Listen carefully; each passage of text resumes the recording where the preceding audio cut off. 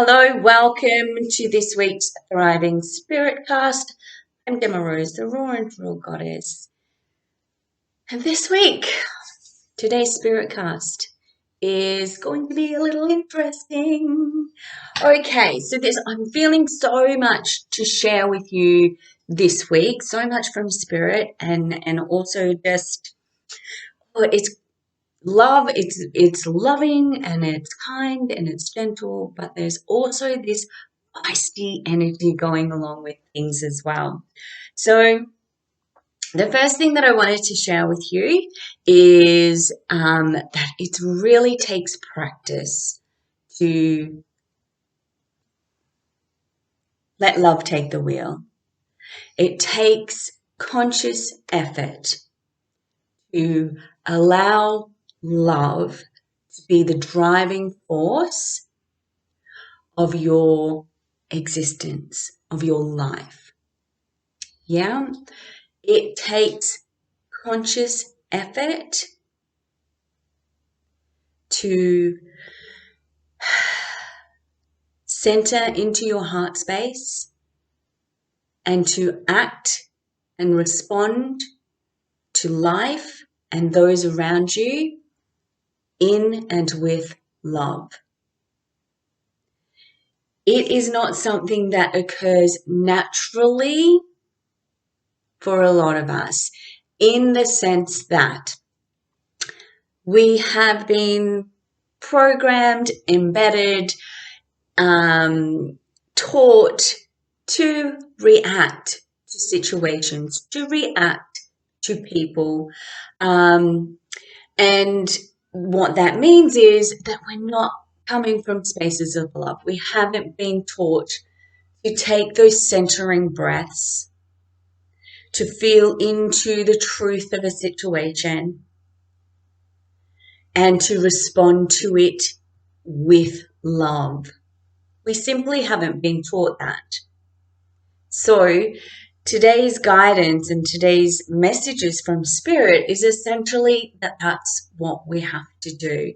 Become more aware that it's not just something that's going to happen naturally to us, for us all of the time. We are having to take the conscious approach. We are having to put in the effort to bring ourselves to our center, to our core, and check in with what love will do. Check in and allow love to take the wheel. Allow love to be the driving force of our lives, of our existence, how we interact and respond to life. Yeah? Okay.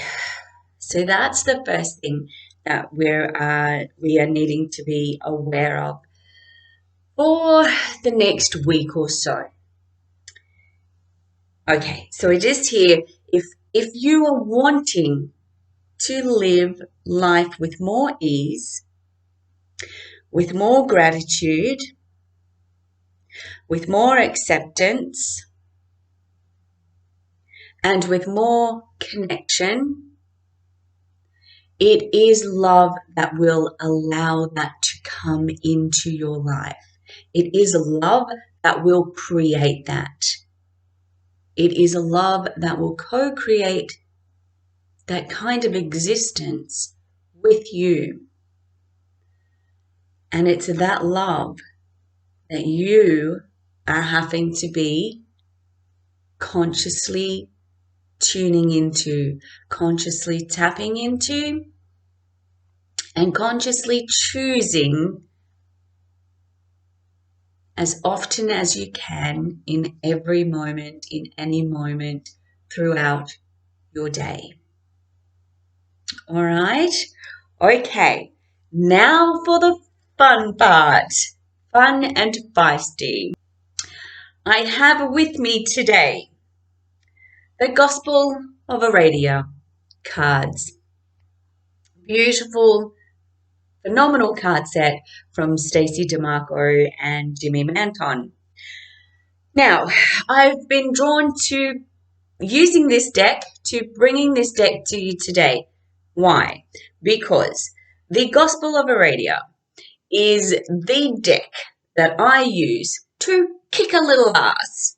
Yeah, this deck forms the foundations of my raw and real readings, and they are a little badass. They are a little kick ass in the direction of firing us up, of getting to the core of us, to the core of our being, to the core of any situations, and really hitting us hard with that beautiful truth. So they wanted to join us today. So I've drawn 3 cards. I haven't looked at them. I've drawn them in. And I'm just going to allow Spirit to guide the way. What are we using these cards for today? So collectively, as a collective energy, when we're putting these spirit casts, these forecasts, these readings out there, it is about the collective energy. So things may sit with you, they may not fit for you at all. Yeah. So our key today with the Gospel of Aradia is to tune into the collective energy, to tune into Source and Spirit as a whole, and implement what the cards have to say for the greater collective. Yeah. So I guess I'm really itching to pick them up, but I guess, we really need to kind of form what they're here for us today. And essentially, I'm just hearing the words, it's to shake stuff up, to shake shit up. We're here to shake shit up with the Gospel of Aradia cards today. So let's just pick them up. Usually I would do, if I've got 3 cards, usually I would go, what was, what is, what could be. But I'm just going to pick them up and just feel into them exactly as they're, without expectation, without limitation. So the first card that we have is Vows. Okay? It's a beautiful card. Phenomenal deck. It's amazing. I love these cards. Now, vows. Ooh, vows. What have you vowed? What have you promised? What have you bestowed of yourself to others that is no longer fitting or serving of you, of who you are, and of where you are in your life right now? It's time to break those vows.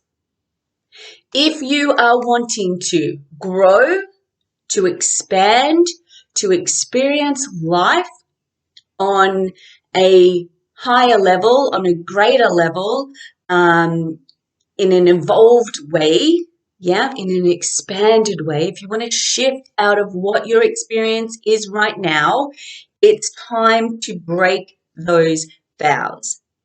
Bust them wide open. Yeah?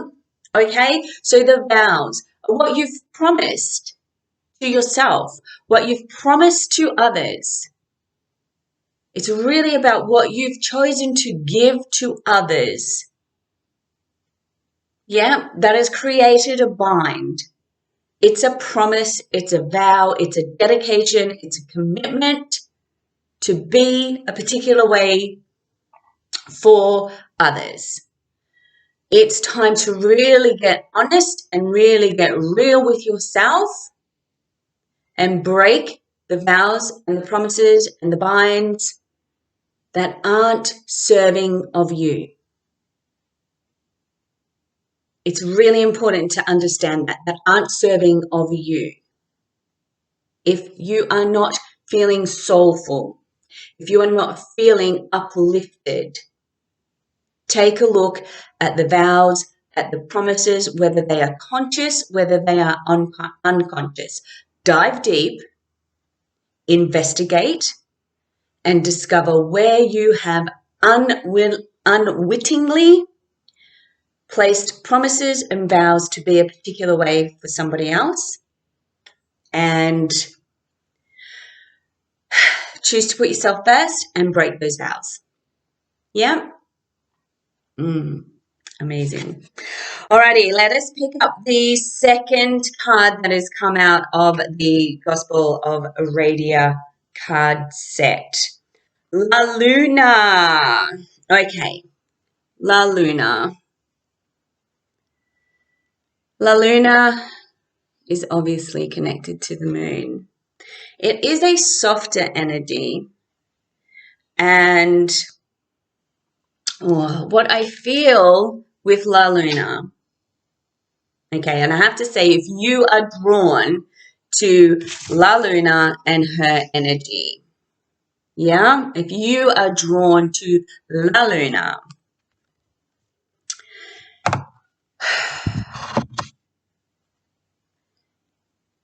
in the spirit of putting yourself first, you align with that greater light within your body and being.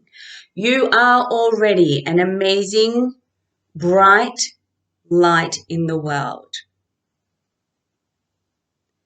When you choose to tune into more of who you are, to dissect and dismember what isn't actually you and what isn't actually yours and what isn't actually serving you well,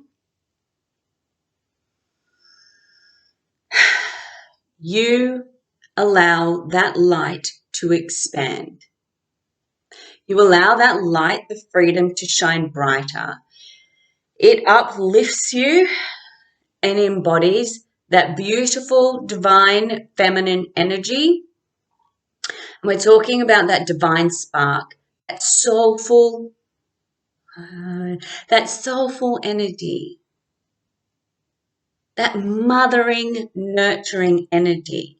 It's time for you to give that to yourself, to mother yourself, to nurture your light,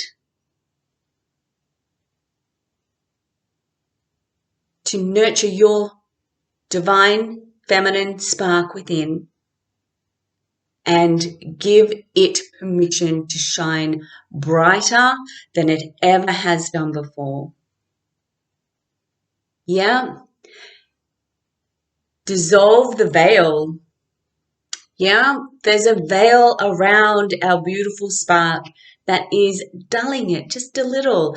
I mean, we shine. It's there. It's as bright as any beacon. Sometimes things get in the way and create a veil that creates a dullness, a dimness, a dimming effect on our light. Okay, we can relate those to the vows and La Luna together. La Luna is just giving it to you a little softer. Look at it as nourishing and nurturing your light, yourself. Dissect and dismember anything and everything that isn't uplifting of you. Yeah? Beautiful. Okay, card number 3. We have the hedge. Ooh, the hedge. Okay, so the hedge really feels like just being so incredibly grounded in who we are, in our own sense of being. That our foundation is so strong and so supportive that we are out there being ourselves, being our true, authentic, genuine, loving, kind, compassionate selves. That we are not giving ourselves to anybody and everybody. We're not making promises and vows to anybody or everybody. We are being the pillar, the strength that uplifts and supports ourselves, knowing full well that those foundations that we've created for ourselves, by breaking the vows, by breaking the promises, by dissecting and dismembering anything that isn't serving of our growth and our expansion and our light,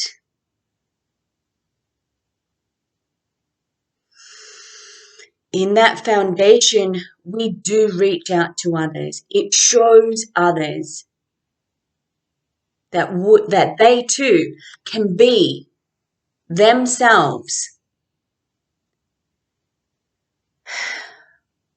They can stand in the face of anything if they have those strong, firm foundations within themselves. They are built on their own foundations and not reliant upon anybody else's. In those spaces and times, we mentor to those around us, that we can all be the tall pillars, the tall trees, singular, individual trees, but so deeply rooted into the earth and connected to each other. That is where the power lies. That's where the power lies. Creating the inner foundations for your individual self. Those inner foundations look like they're structured for you as an individual, and they most certainly are for your beautiful divine spark. But they are connected to everything. You are connected to everything. Therefore, you are mentoring to others that we can be our strong, powerful, pillared self and still support others and still encourage others and still teach and mentor and uplift others, because we are connected, because we are all connected. Yeah, beautiful. And I keep getting this image of the face moving forward. So it really is about building those inner foundations for you as a beautiful individual and allowing yourself to come forward, to be right front and center of your life, to come forward and be front and center, take the front and center stage of your life. Commit to restoring the foundations that are you, for you to be center stage of your life. We absolutely guarantee that you will still be connected to those around you, and you will still be connected to everyone and everything. Okay, I don't know about you, but that was absolutely amazing. Amazing. So that's it for today. Come back to this quite regularly. It's going to really help you progress, navigate the next week or so. Yeah, and it's really going to help you kind of come into that space. If you're ready, of course, if you are ready to come into that space of moving toward the center of your amazing, incredible life. Bye.